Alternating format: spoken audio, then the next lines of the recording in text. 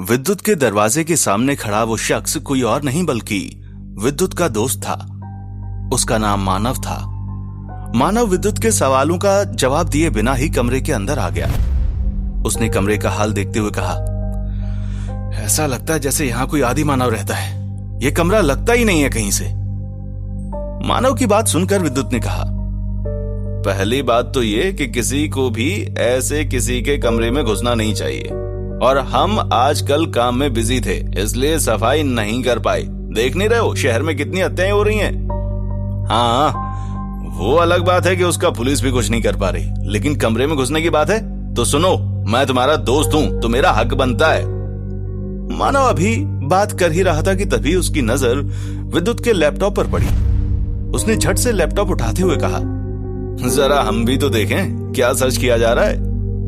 मानव ने इतना कहा कि तभी उसकी नजर लैपटॉप की स्क्रीन पर पड़ी और उसमें एक वेबसाइट पर तनु का नाम डाला हुआ था। उस नाम को देखते ही मानव ने घूरते हुए विद्युत से कहा, मतलब तुम अभी भी उसे ढूंढने में लगे हुआ हो? अबे उसे गए हुए न जाने कितने साल हो गए, तुम्हें अभी भी लगता है कि वो मिल जाएगी? मानव की बात सुनकर विद्युत ने थोड़ा निराश होते हुए कहा, क्या करें यार, उसके बिना कुछ भी अच्छा नहीं लगता। तुम्हें तो पता ही है कितना इमोशनली अटैच्ड हो गए थे हम। वो हमारी बचपन की दोस्त थी और शायद उससे भी कहीं ज्यादा, इसलिए इसी कोशिश में हम लगे रहते हैं कि कभी कहीं दिख जाए। विद्युत की बात सुनकर मानव भी एक पल के लिए खामोश हो गया। तभी उसकी नजर मानव की हालत पर पड़ी।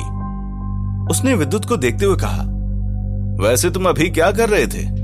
देख नहीं रहे क्या? नहा रहे थे, इसीलिए तो लेट हुआ दरवाजा खोलने में। विद्युत ने झूठ बोलते हुए कहा, मुझसे झूठ मत बोलो, तुम नहा तो नहीं रहे थे, इतना तो पता है, और तुम्हें देखकर भी लगता है। मानव ने विद्युत को अजीब तरीके से घूरते हुए कहा। उसकी इस हरकत के बाद विद्युत को कुछ सूझने ही नहीं लगा। विद्युत को ऐसे चुपचाप देखकर मानव ने कहा, अरे बताओ ना, तुम सच में नहा रहे थे क्या? विद्युत ने इस पर हाँ में सिर हिला दिया। तो लैपटॉप लेकर नहाते हो क्या? मानव ने पूछा। नहीं तो क्यों, और क्या कहना चाहते हो? साफ साफ कहो ना। विद्युत ने आंख दिखाते हुए कहा, यही कि एक तरफ तुम्हारा लैपटॉप चालू है और तुम नहा रहे थे। मतलब यार ऐसा नहीं। मानव आगे विद्युत का झूठ पकड़ता इससे पहले ही विद्युत ने मानव की बात को काटते हुए कहा, अबे ये सब छोड़ो और ये बताओ कि क्या पियोगे? कुछ नहीं, फिलहाल चलो मेरे साथ, आज बाहर खाने का मूड है। इतना कहकर मानव विद्युत से जिद करने लगा। विद्युत जो अपने नेक्स्ट मर्डर की प्लानिंग करने की सोच रहा था, उसे ना चाहते हुए भी हाँ कहना पड़ा। ठीक है, तुम बाहर निकलो, हम आते हैं कपड़े पहनकर। कहते हुए विद्युत अपने बेडरूम में गया। उसने कपड़े पहन लिए, मगर साथ ही उसने एक बक्से से अपनी लोहे की तार निकाली और उसे भी जीन्स के अंदर वाली जेब में भर लिया।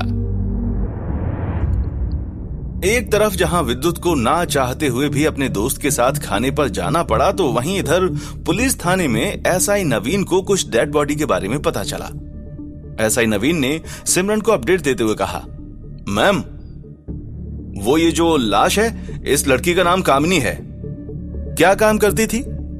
सिमरन ने पूछा। कॉल गर्ल का काम करती थी, एसआई नवीन ने आगे बताते हुए कहा। पति से धोखा मिलने के बाद अकेली रहने लगी और पता नहीं कौन सी मजबूरी आई कि इसे ना चाहते हुए भी ये काम करना पड़ा। ओहो, वैसे क्या लगता है कहीं किलर ने पैसे वैसे के चक्कर में तो नहीं किया ये सब? सिमरन ने शक करते हुए पूछा। नहीं मैडम, ऐसा कुछ भी नहीं है।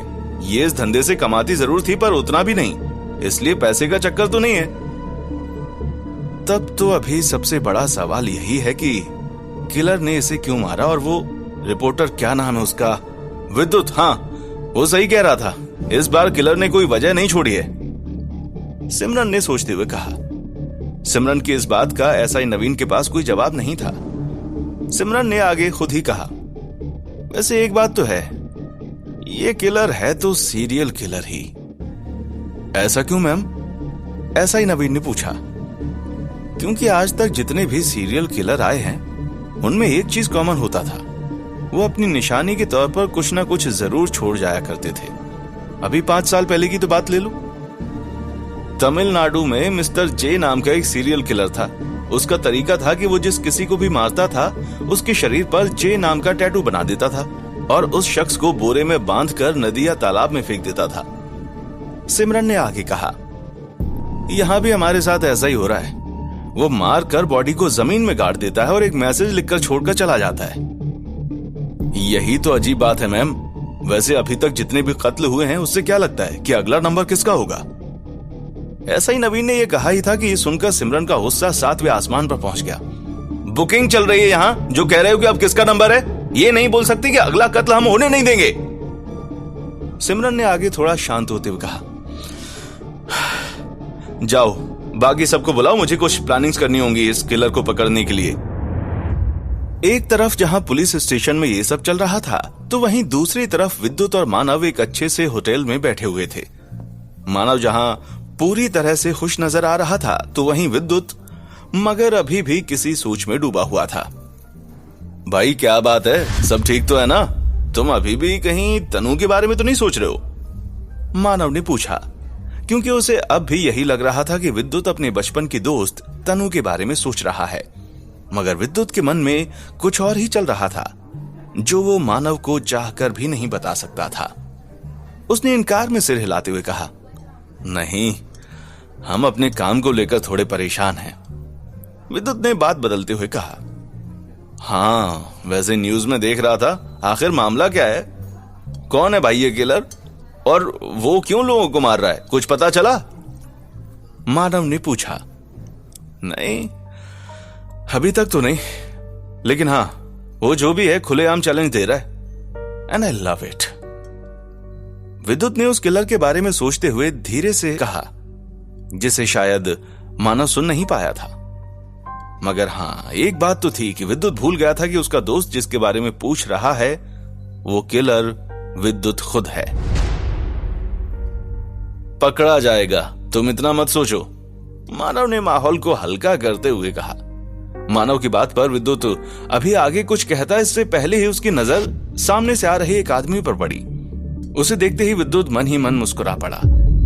विद्युत मन ही मन मुस्कुराते हुए अपनी जगह से उठ खड़ा हुआ और वो अभी आगे जाता कि मानव ने उसे रोकते हुए कहा, कहां भाई, अब कहां चल दिए? मगर विद्युत ने मानव को कुछ भी जवाब नहीं दिया और वो लगातार उसी आदमी की तरफ देखे जा रहा था। असल में उसने जब से उस आदमी को देखा था विद्युत एक अलग ही दुनिया में चला गया था। उसकी आंखें कुछ और ही बयां कर रही थीं। इधर मानव ने विद्युत का हाथ पकड़ते हुए कहा, अबे बोल तो, कहां जा रहे हो? कहीं मेरे से खर्चा करवाने का प्लान तो नहीं है? देखो मैं बिल नहीं दे पाऊंगा, मेरे पास उतना कैश नहीं है। अच्छा भरोसा नहीं है तो एक काम करो, मेरा पर्स देख लो, ये लो। इतना कहकर मानव अपनी जेब से पर्स निकालने लगा। देखो भाई। मानव ने पर्स अपने हाथ में लेकर दिखाते हुए कहा कि तभी उसने देखा कि विद्युत वहां से अचानक गायब हो गया। कहां गायब हो गया? ये साला हर बार यही करता है। मानव ने अपने पर्स को देखते हुए आगे कहा, बेटा मानव, आज पूरा पैसा जाने वाला है। इस विद्युत के साथ अब कभी खाने नहीं आना है, साला कभी भी धोखा दे सकता है। मानव ने टेबल पर हाथ मारते हुए कहा, excuse me, may I help you sir? तभी एक वेटर ने आकर कहा। वेटर को देखते ही मानव ने नॉर्मल होते हुए कहा, ये वॉशरूम किधर मिलेगा? यहां से राइट सर, कहते हुए वेटर वहां से चला गया। इधर वो आदमी जिसको मिस्टर चोपड़ा के नाम से लोग जानते थे, जो अभी अभी एक बड़ी सी कार से उतरा था, वो होटल के अंदर स्पेशल कमरे में जाने के लिए लिफ्ट के अंदर घुस गया। अपने 2 बॉडीगार्ड्स को उसने नीचे ही रुकने को कहा। साथ ही वो वहां खड़ी एक होटल की लेडी स्टाफ से कुछ इशारे करने लगा। वो लेडी स्टाफ ये देखकर थोड़ा घबरा गई और वहां से तेज कदमों से चली गई। उसके जाते ही मिस्टर चोपड़ा मुस्कुरा पड़ा। विद्युत ये सब अपनी आंखों से देखे जा रहा था। थोड़ी देर बाद लिफ्ट का दरवाजा बंद होता है कि इससे पहले ही लिफ्ट के अंदर वो जा घुसा। एक्सक्यूज मी, ये हम जैसे हाई क्लास लोगों के लिए है, तुम बाहर जा सकते हो, मिस्टर चोपड़ा ने अपना चश्मा लगाते हुए कहा। तब तो फिर क्लास में हमसे ज्यादा हाई यहां आप भी नहीं है, विद्युत ने चेहरे पर अजीब भाव बनाते हुए कहा। इसके बाद मिस्टर चोपड़ा चुप हो गए, मगर विद्युत उसे लगातार घूरे जा रहा था। जब काफी देर हो गई और उसके बाद भी विद्युत की नजरें उसके चेहरे से नहीं हटी तो मिस्टर चोपड़ा ने चिल्लाते हुए कहा, तुम मुझे घूर क्यों रहे हो? विद्युत ने इसका जवाब भी नहीं दिया और कुछ देर तक सोचता रहा। उसे यही सही मौका लग रहा था। उसने अपनी पैंट की जेब से एक लोहे की तार निकाली जो घर से निकलते वक्त विद्युत ने जेब में रख ली थी।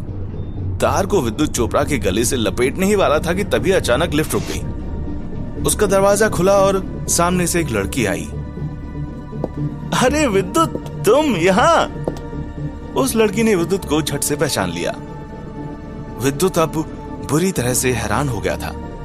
उसके हाथों में अब भी तार था। उसे लगा जैसे वो रंगे हाथों पकड़ा गया।